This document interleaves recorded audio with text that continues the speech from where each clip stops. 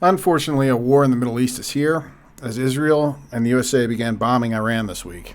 And now thousands of missiles, kamikaze, predator drones, and people dying have been traded back and forth between respective nations and those within the neighborhood.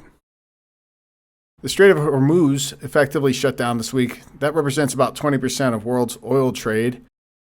Not surprising to see oil run to over 90 a barrel to close trading this week. Here's a brief 2-minute update on the chaos in and around Middle East this week. On the 28th of February, the US and Israel launched joint strikes on Iran. Since then, more than 100 cities have been attacked and at least 1,300 people have been killed, including Iran's supreme leader. Iran was quick to retaliate, launching thousands of strikes towards Israel. One of the deadliest attacks was on the city of Beit Shemesh.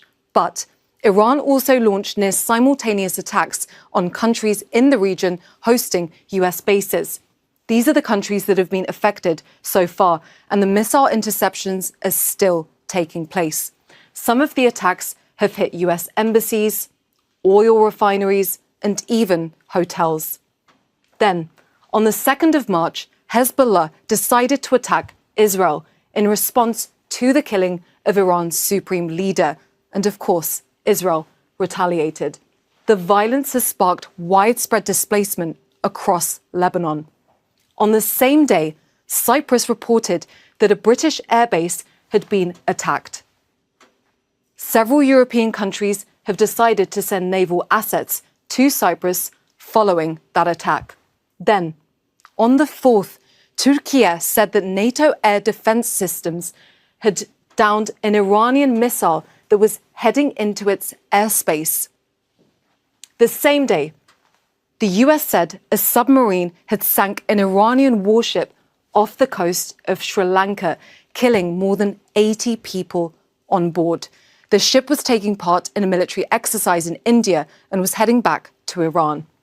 Then, on the 5th, Azerbaijan became the latest country to be dragged into the conflict. Officials said drones had fallen near an international airport. 1 week on, what's clear is that the US and Israeli assault on Iran has spread far across the region. A number of GCC countries, which saw kinetic bombings on their energy infrastructure and city centers, often revolving around tourism, are reportedly reviewing current and future investment commitments in order to alleviate some of the anticipated economic strains from this current war. Many of these oil-rich nations manage some of the world's largest sovereign wealth funds, often heavily invested here in the U.S. financial markets. Well, if you're an optimist, perhaps you can feel as confident as current Undersecretary of War for R&D and DoD CTO Emil Michael's recent take that some U.S. boots-on-the-ground quagmire is not in the future. Instead, this might merely be a matter of weeks in operation aimed to degrade Iran's defense capacity. How long is this going to take is the one question. And are we going to have boots on the ground? And maybe what is success here? I think the president talked about this is a weeks, not months kind of operation. And it's aimed at essentially disarming the regime or the country from in such a way that they can't supply Hezbollah, Hamas, Muslim Brotherhood, all the kind of terror groups that get sponsored by weapons and money from Iran, not to mention the nuclear bit. And that's why you see from the reporting, they're going after the depots, we went after nuclear sites before. They're a prodigious drone maker, these like huge one-way attack drones that can go hundreds and hundreds of miles. lots of ballistic missiles that are aimed at every country in the Middle East. As you've seen, they've attacked them. So I think that's one. In terms of boots on the ground, there's no scenario where we have some protracted boots on the ground, Afghanistan, Iraq 2-like scenario. Chinese-Canadian Professor Jing took to his incredibly popular Predictive History YouTube channel this week with a new video entitled Game Theory Number 9, the U.S.-Iran War. It has some 2.7 million views already, likely a majority from younger Western world demographics. Now, some might call his content covert CCP propaganda, but whatever it is, you got a brain. We're here to critically think through some of his points. I think they're worthy of consideration. You made 3 big predictions. 1, that Trump would win. 2, that he would start a war with Iran. And 3, that the U.S. would lose that war. It's quite a stunning prediction. Do you stand by it? The reality is that right now, it's a war of attrition between the United States and Iran. And the Iranians have been preparing 20 years for this conflict. And now they have a pretty good strategy of how to weaken and ultimately destroy the American empire. So what the Iranians are doing is they're waging war against the entire global economy. And so they are striking the GCC countries. They're going after the critical energy infrastructure. They blocked off the Strait of Hormuz. And eventually, they will go after the water desalination plants, which is the lifeblood of these nations because they don't have fresh water supply. Potential attacks on freshwater desalination plants might be the most crucial escalation in this warring situation. If you wanted a blueprint for how to ruin large parts of the Middle East, it would be attacking freshwater supply infrastructure. All right. So something that people don't really talk about, but you need to understand, it's the water issue in the GCC, in the Middle East, in Iraq. All right. So this is a map of the world. And if you are light blue, Brazil, Canada, you have nothing to worry about because you have a lot of water, a lot of fresh water, very little population. All right. So 100%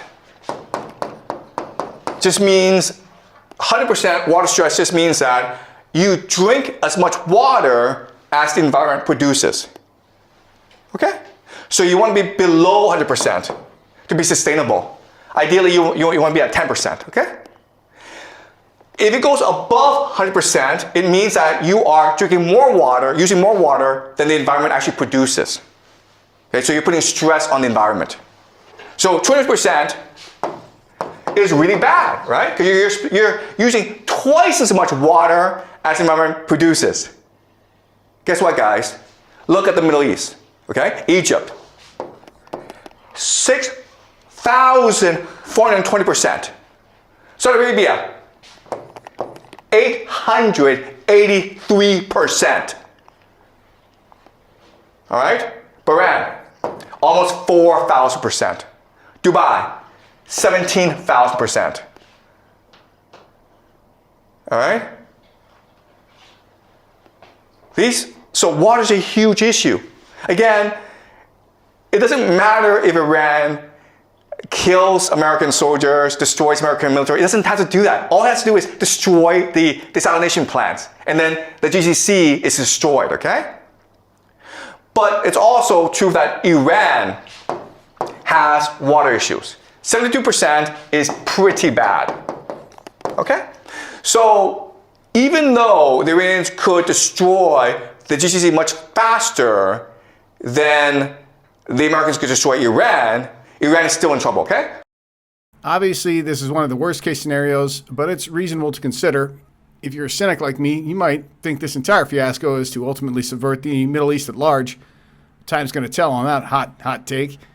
Let's move on and take a quick look at one of Iran's most deadly modern warfare skills, Predator drone manufacturing and deployment, reaching over 1,000 miles to targets.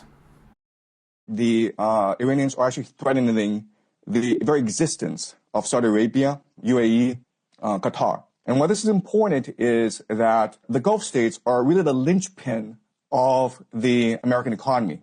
So what they do is they sell petrodollars and then they recycle the petrodollars back into the American economy through the investments in the stock market. And right now we know that the entire American economy is propped up by AI investments in data centers. And a lot of that comes from the Gulf states. So if the Gulf states are no longer able to sell oil and they're no longer able to finance AI, this AI bubble in the United States, then this AI bubble will burst, and with it will burst as well as the entire American economy, which is really a financial Ponzi scheme. Yeah, I mean, to your point, sir, an Amazon data center was literally hit in the UAE. Now, we also wanted to talk to you about munitions. The United States is racing to accomplish Iran mission before munitions run out. The United States military is not designed to fight a 21st century war. Remember, the military-industrial complex came into being after World War II, and it was designed to fight the Cold War. And the Cold War was really about muscle flexing, who was to first get the person on the moon. And so the entire American military strategy revolves around very sophisticated technology that costs a lot of money to build. And that's what the American air defense system is. And that's why we're seeing this asymmetry in this war, where you have these $1 million missiles trying to take out these $50,000 drones. And it's not sustainable in the long term. So another idea that I want you guys to understand is the idea of asymmetry. Asymmetry. All right, so what is asymmetry? Asymmetry means that the two sides are choosing to fight different wars using different techniques because one is much stronger than the other, okay? America is a great empire. It has unlimited resources. It has the USD.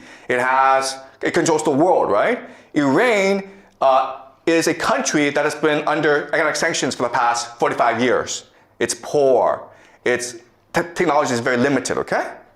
But as we learn in this class, actually, those nations that are poor actually have more energy. They're more open, and they're more cohesive. All right, so let me give an example.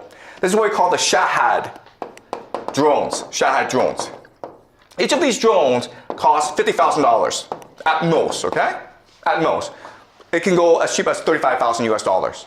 But one of them is $50,000. As you can see, you can fit a lot of these drones to a truck that can go anywhere in Iran, and they can hide anywhere. All right? So the thing to understand is, first of all, these drones are cheap. They're easy to make. They make about 500 a day. Okay? And estimates are about there's 80,000 right now that the Iranians have.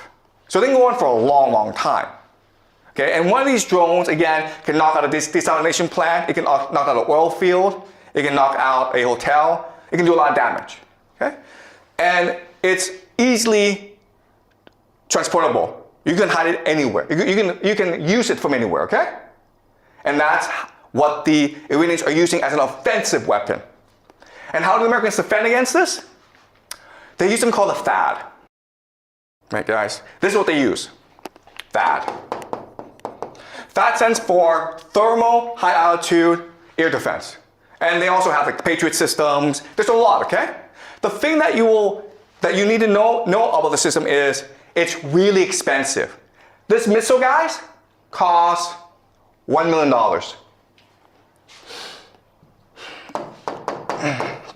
$1 million. So there's this $50,000 drone coming your way, and you throw a $1 million missile at it, okay? And often these missiles miss, so you have to throw 2 or 3 missiles at it, okay? So you're spending $2 to $3 million on each $50,000 that the Iranians spend.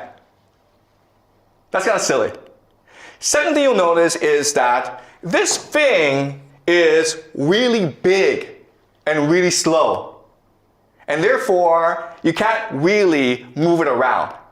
Therefore, it's pretty easy for the Iranians to spot where this is and attack it. And then when these things blow up, that's a lot of money, guys.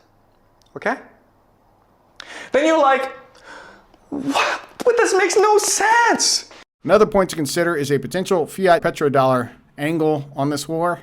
What if I told you that the U.S. military actions in Venezuela last month and Iran over the weekend aren't really about removing dictators or stopping nuclear weapons, but something even bigger? The system that helps support $38 trillion of U.S. debt, the petrodollar. Stick with me. Over the weekend, Donald Trump ordered airstrikes inside Iran that reportedly killed several senior figures in the country's military leadership. Most of the coverage is focused on the political fallout inside Iran, but the bigger impact may actually be in the oil market. Because Iran isn't just a geopolitical rival, whole, it's one of the world's major oil exporters. Before the strike, Iran was exporting roughly 1.5 to 2 million barrels of oil per day, and about 90% of that was going to China. And here's the key detail. Much of that oil wasn't being settled through the traditional Western financial system. Iran has been cut off from SWIFT, the global banking network used for most cross-border payments. So many of those transactions happen through alternative systems or non-dollar currencies. Now, here's where it gets interesting. For decades, the global oil market has largely revolved around something called the Petrodollar system. Since the 1970s, most oil around the world has been priced and traded in US dollars. That forces countries that want to buy oil to first obtain dollars. And that demand matters. Oil exporting countries accumulate those dollars and often recycle them back into US assets like treasury bonds. Now that process, known as petrodollar recycling, has helped finance US government borrowing. In other words, when oil is priced in dollars, it creates global demand for dollars. And global demand for dollars helps absorb US debt. Now let's look at the geopolitical angle.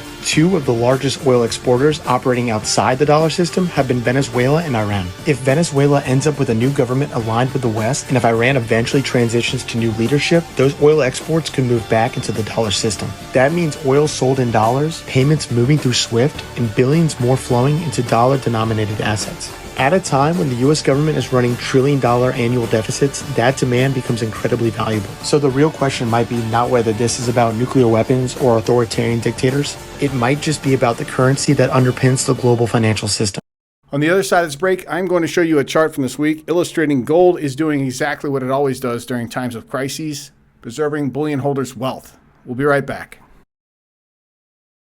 Hello, this is James Anderson on behalf of SD Bullion. Smash the like button if you enjoy these bullion market updates.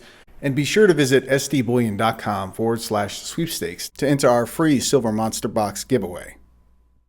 Looking to stack silver or start your precious metals journey? There's no better place than SD Bullion. Trusted by hundreds of thousands and rated A+ by the Better Business Bureau. Only at SD Bullion will you find the exclusive Scottsdale Mint Eagle Stacker Silver Round, a high-quality precision stack design available in 1 ounce, 2 ounce, and 5 ounce sizes. Enjoy competitive pricing, fast shipping, and secure storage options for your gold and silver. Stack smarter, stack with confidence. Visit sdbullion.com/stacker, where America buys gold and silver.